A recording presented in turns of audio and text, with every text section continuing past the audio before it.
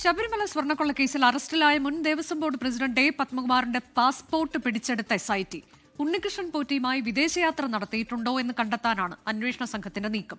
ഉണ്ണികൃഷ്ണൻ പോറ്റി ഉന്നതരെ കബളിപ്പിക്കാൻ ശ്രമിച്ചുവെന്ന കണ്ടെത്തലിന്റെ അടിസ്ഥാനത്തിൽ നടൻ ജയറാമിന്റെ മൊഴി രേഖപ്പെടുത്തി സാക്ഷിയാക്കാനും SIT നീക്കം നടത്തുന്നുണ്ട്.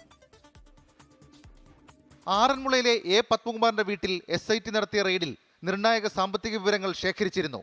പത്മകുമാറിന്റെയും ഭാര്യയുടെയും ആസ്തികളിലും പരിശോധന തുടരുകയാണ്.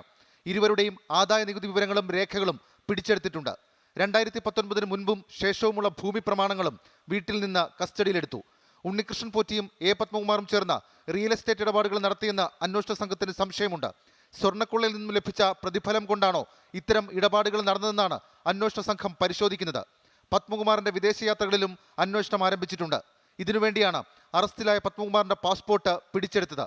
യാത്രകളുടെ ലക്ഷ്യം, കൂടിക്കാഴ്ചകൾ എന്നിവയാണ് അന്വേഷണ പരിധിയിലുള്ളത്. നടൻ ജയറാമിന്റെ മൊഴിയെടുക്കാൻ സമയം തേടാനാണ് SITയുടെ നീക്കം.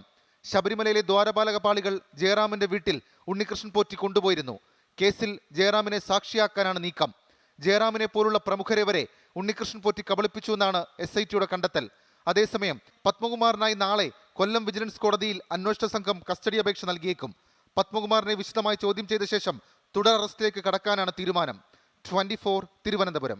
ലോകത്തെവിടെയായാലും ഏത് സമയത്തും 24 വാർത്തകളും ഓഗ്മെന്റഡ് റിയാലിറ്റി പാക്കേജുകളും എക്സ്പ്ലെയിനറുകളും വിശദമായി കാണാൻ ഞങ്ങളുടെ YouTube ചാനൽ നിങ്ങൾക്ക് സബ്സ്ക്രൈബ് ചെയ്യാം.